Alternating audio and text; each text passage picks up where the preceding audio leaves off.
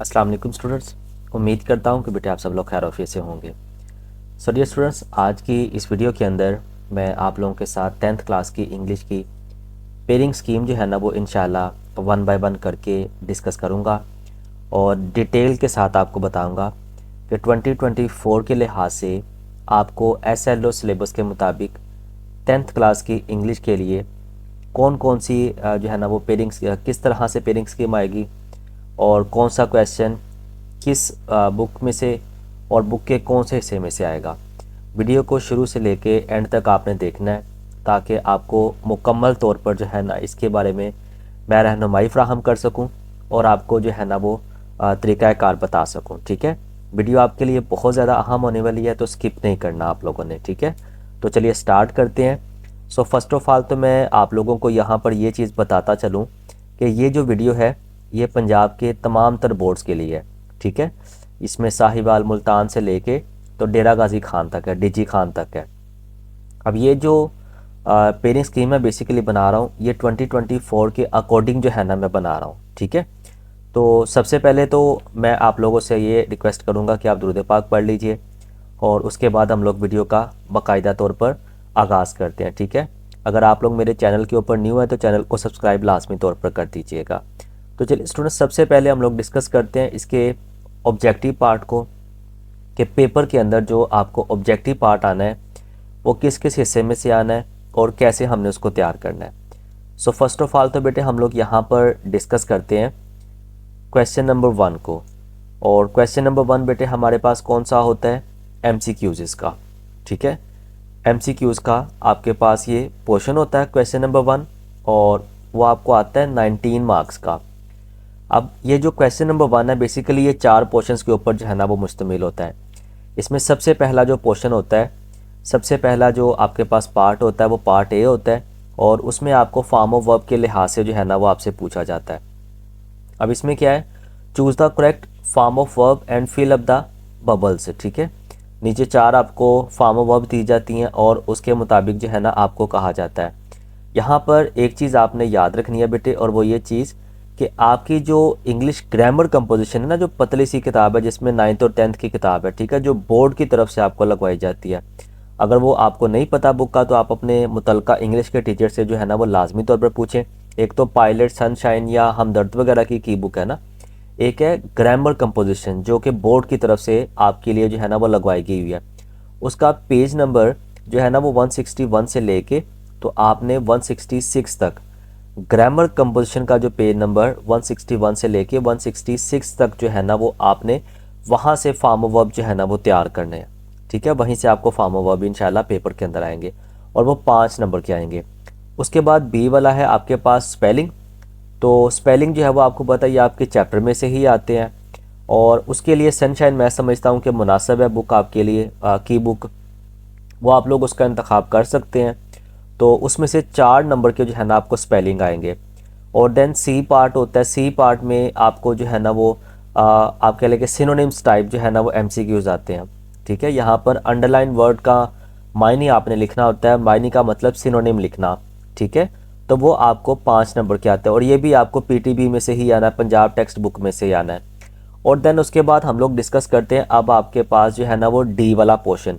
ठीक है, तो ये जो डी वाला पोर्शन है बेसिकली ये ग्रामर का पोर्शन होता है। अब ये ग्रामर बेसिकली क्या होती है बेटे, जो पार्ट्स ऑफ स्पीच आपको पेपर में, जो बुक में या क्लास में टीचर ने आपको करवाए हुए हैं, parts of speech, noun, pronoun, ठीक है, एडजेक्टिव टाइप, इनसे मुतल्लिक जो MCQs होती है ना वो आपको बोर्ड के पेपर के अंदर आते हैं। ठीक है, और ये भी आपको 5 नंबर के जो है ना वो पेपर के अंदर आते हैं। ठीक है, तो इनको भी आप लोग अच्छी तरह से कर लीजिएगा। अगर आपके पास इनके MCQs के नोट्स नहीं मौजूद हैं तो इसी वीडियो के लिंक में मैंने, इसी वीडियो के डिस्क्रिप्शन में मैंने एक लिंक दिया हुआ है जो कि इम्पोर्टेंट ग्रामर MCQs के नाम से है। ठीक है, तो आप लोग उसको जाकर देख सकते हैं, तो आप लोग उसको भी तैयार कर लें तो इंशाल्लाह ये आपका ग्रामर वाला पोर्शन जो है ना वो क्लियर हो जाएगा इंशाल्लाह।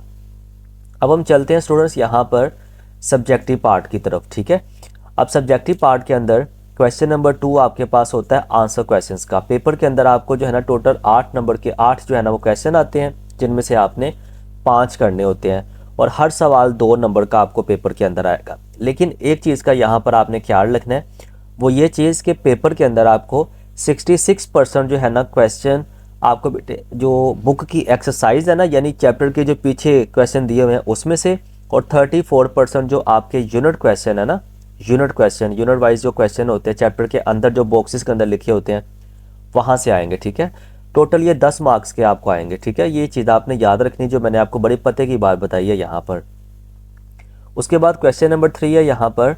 क्वेश्चन नंबर 3 के अंदर जनाब हमें एक इंग्लिश का पैराग्राफ आएगा जिसको हमने उर्दू में जो है ना वो ट्रांसलेट करना है। ठीक है, या तो जो इंग्लिश मीडियम के स्टूडेंट्स हैं, जो फॉरनर होते हैं, जिन्होंने उर्दू मीडियम पढ़े नहीं होते, यानी उर्दू से वाकिफ़ ही नहीं होते, तो फिर उनके पास जो है ना वो हमारे जो सेंटर है, इम्तिहानी सेंटर जो है ना, वो उनको एक और ऑप्शन देते हैं कि वो जो पैराग्राफ दिया होता है उसको ईजी इंग्लिश के अंदर दोबारा से लिखना। लेकिन आपने ये वाला नहीं करना होता, आपने सिर्फ जो इंग्लिश से उर्दू ट्रांसलेशन करनी होती है आपने वही करनी है। ठीक है, और ये 8 नंबर की आपको पेपर के अंदर एक ही पैराग्राफ आता है, और 2 पैराग्राफ नहीं आता, एक ही आता है और एक ही करना होता है। ठीक है, उसमें चॉइस नहीं होती। उसके बाद क्वेश्चन नंबर 4 है जनाब। क्वेश्चन नंबर 4 जो है ना आपकी आती है समरी की। ठीक है, जैसा कि बेटे आपको पता है कि आपकी बुक के अंदर टोटल जो है वो 3 समरी हैं, उन तीनों में से आपको एक समरी जो है ना पेपर के अंदर आनी है, और या तो उसकी जगह आपने समरी करनी होती है, या समरी की जगह आपने जो है ना वो स्टैंजा आपको आता है, स्टैंजा का रेफरेंस टू कॉन्टेक्स्ट और एक्सप्लेनेशन वगैरह लिखनी होती है। चूँकि 9th और 10th के अंदर, 9th के अंदर सिर्फ 2 पोइम्स हैं और 10th के अंदर सिर्फ 3 पोइम्स हैं, तो टीचर्स के मुताबिक आपके लिए जो है ना वो आसानी इसी में ही है कि आप 2 समरियाँ 9th क्लास में तैयार कर लें और 10th क्लास में 3 समरियाँ तैयार कर लें, बजाय कि आप तीनों समरियों के हर स्टैंजा के अलग-अलग रेफरेंस टू कॉन्टेक्स्ट याद करें वगैरह वगैरह। ये फर्स्ट ईयर में जाके ज़रूर आप रेफरेंस टू कॉन्टेक्स्ट करेंगे, लेकिन अभी के लिए आपको समरियाँ जो है ना वो करनी चाहिए। पेपर के अंदर आपकी बुक के अंदर 3 समरियाँ, उन तीनों में से एक आनी है और 5 नंबर की आनी है। ठीक है, अब यहाँ पर एक सवाल मैं क्लियर करता चलूँ कि स्टूडेंट्स इस सवाल का बहुत ज़्यादा पूछते होते हैं कि सर समरी की लेंथ कितनी होनी चाहिए।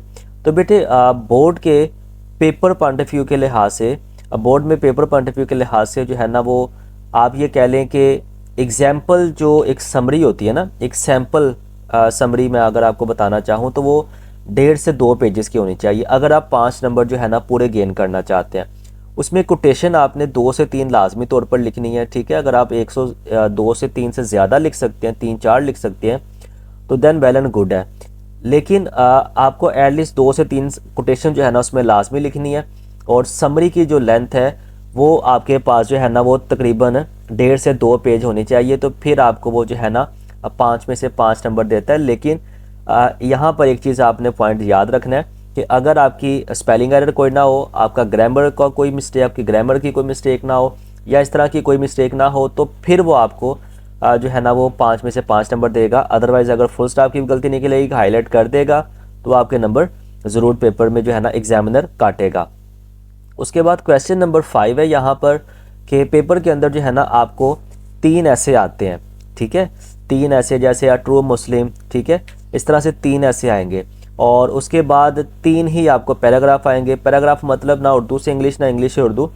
पैराग्राफ मतलब अल्लामा इकबाल का मजमून, ये पैराग्राफ है। ठीक है, अ रेनी डे, ये भी जो है ना वो एक पैराग्राफ है। मानसून, ये भी एक जो है ना वो पैराग्राफ है। ठीक है, तो ये आपको टोटल 6 आते हैं, 6 में से आपने एक करना होता है, और 15 मार्क्स का जो है ना वो ये भी सवाल आपका होता है। लेकिन यहाँ पर भी स्टूडेंट्स बहुत ज़्यादा कंफ्यूज होते हैं और परेशान होते हैं इस लिहाज से कि जो है ना जी सर इसकी हमें लेंथ नहीं पता चलती, हम लोग इतना ज़्यादा लिख देते हैं लेकिन टीचर हमें नंबर नहीं देते। ठीक है, उसकी 2 वजह बेटे, एक तो आपको एग्जैक्ट पता नहीं है कि जो है ना वो आपको पेपर करना कितने नंबर का है, जो है ना ऐसे लिखना कितने पेजेस का है, कैसे लिखना है, क्या तरीका है कार। तो चले मैं आपको वो भी शॉर्टली जो है ना बता देता हूँ कि अगर आप बोर्ड के अंदर या क्लास के अंदर आप लोग 15 में से 15 नंबर ऐसे के अंदर लेना चाहते हैं और पेपर में आते भी हैं, ठीक है, ये बात ध्यान में रखिएगा। कुछ बच्चों का ये कहना है कि ऐसे के अंदर पूरे मार्क्स नहीं आते, तो नहीं, ऐसे के अंदर पूरे के पूरे 15 में से 15 नंबर जो है ना वो पेपर के अंदर आपको आते हैं। तो इसलिए इस चीज़ को नहीं आपने कभी भी सोचना। तो अब उसका तरीक़ाकार क्या होता है? उसका तरीक़ाकार होता है कि आपको 4 से लेके तो 5 पेजेस तक जो है ना ऐसे को लिखना होता है। ठीक है, 4 से 5 जो है ना वो पेजेस का आपने लिखना होता है। तो फिर आपका जो ऐसे लिखा हुआ ऐसे होता है वो एज एन एग्जाम्पल जो है ना वो आप कह सकते हैं कि वो पेपर के अंदर आप रिप्रेजेंट कर सकते हैं, और बेस्ट एग्जाम्पल के तौर पर, बेस्ट सैम्पल के तौर पर आप लोग जो है ना पेपर के अंदर उसको लिख सकते हैं। ठीक है, और इसके अंदर कम से कम 5 से 6 कोटेशंस जो है ना वो लाजमी तौर पर होनी चाहिए। मैं समझता हूँ कि मुनासिब यही है कि एक पेज पे 2 कोटेशन हो, अगर 2 नहीं तो 1 तो कोटेशन लाजमी तौर पर हो। और कोटेशंस को हमेशा इन्वर्टेड कॉमास में लिखते हैं और इन्वर्टेड कॉमास में ही कोटेशन को आपने लिखना है, फिर ही आपकी गलतियों से पाक जो है ना वो ऐसे लिखेंगे। आप जितनी कम गलतियां करेंगे, जितने कम से कम आप लोग मिस्टेक करने की कोशिश करेंगे, आपके नंबर इंशाल्लाह उतने ही ज़्यादा होते जाएंगे। इस वीडियो के बाद मैं आपके लिए बोर्ड के मुताबिक जो इंग्लिश का पेपर चेक होता है ना, उसमें जो है ना एग्जामिनर जो चेकर होते हैं उनको क्या इंस्ट्रक्शंस दी जाती हैं, उनको क्या कुछ बताया जाता है, कैसे कैसे बताया जाता है, वो भी इंशाल्लाह मैं आपके साथ डिस्कस करूँगा। उसी पेपर के अंदर मैं इंशाल्लाह आपको पूरा एक पेपर भी दिखाऊँगा और आपको साथ साथ मैं गाइड करूँगा कि बोर्ड के अंदर जो चेकर होते हैं उनको किस तरह से हमें गाइड किया जाता है, उनको कैसे बताया जाता है कि आपने पेपर को कैसे करना है। ठीक है जी। अब उसके बाद हम लोग चलते हैं नेक्स्ट जो है ना वो सेंटेंसेस की तरफ। ठीक है जी, क्वेश्चन नंबर 6 की तरफ।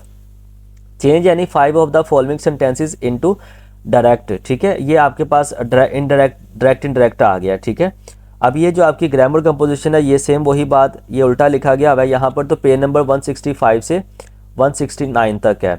ठीक है, 169 तक ये आपके पेजेस हैं। तो ये भी आपको पेपर के अंदर जो है ना वो 8 आते हैं। 8 में से जो है ना आपने 5 जो है ना वो करने होते हैं। ठीक है, 5 आपने करने होते हैं। अब उसके बाद नेक्स्ट से चलते हैं हम लोग इसके पेरो वर्ड्स की तरफ, क्वेश्चन नंबर 7 की तरफ। तो पेपर के अंदर आपको एक जैसी ही अल्फाज, एक जैसी आवाज़ वाले अल्फाज 2 आते हैं और एक वर्ड का जो है ना वो 0.5 मार्क्स होते हैं। और अगर एक आप पूरा उसके 2 यानी 2 सेंटेंसेस लिखते हैं पेरो वर्ड्स के अंदर तो देन आपको वो 1 मार्क्स देता है और 5 नंबर के आपको ये भी आते हैं। और सबसे एंड पर आपको आता है एक पैराग्राफ जो कि उर्दू में लिखा होता है। यह हमारा मकान है, मेरे घर के सामने एक बाग है, ज़िंदगी का नशेबो फराज में, ये वाले जो पैराग्राफ हैं इनमें आपको एक पैराग्राफ आता है और उसको आपने उर्दू से इंग्लिश में जो है ना वो कन्वर्ट करना होता है। ठीक है, उर्दू से इंग्लिश के अंदर कन्वर्ट करना होता है। ये आपके पास पेपर में 8 नंबर का पैराग्राफ जो है ना वो आता है। सो डियर स्टूडेंट्स, इस तरह से मैंने आपके साथ जो है ना वो ओवरऑल 2024 के लिहाज से 10th क्लास की जो इंग्लिश की पेयरिंग स्कीम है बेटे वो मैंने आपके साथ डिस्कस की। होप सो कि बेटे आपको वीडियो अच्छी लगी होगी। वीडियो अच्छी लगी हो तो वीडियो को लाइक लाजमी कर दीजिएगा और अपने दोस्तों के साथ इसको शेयर ज़रूर कीजिएगा तमाम सोशल मीडियाज़ के ऊपर, ताकि बाकी बच्चों तक मेरा पैगाम पहुंच सके और जो मैंने ये वीडियो बनाई है उसका फ़ायदा आप सबको हो सके। तो चलिए मिलते हैं इंशाल्लाह नेक्स्ट वीडियो में। तब तक के लिए अपना बहुत ज़्यादा ख्याल रखिएगा। अस्सलाम वालेकुम रहमतुल्लाहि व बरकातुहू।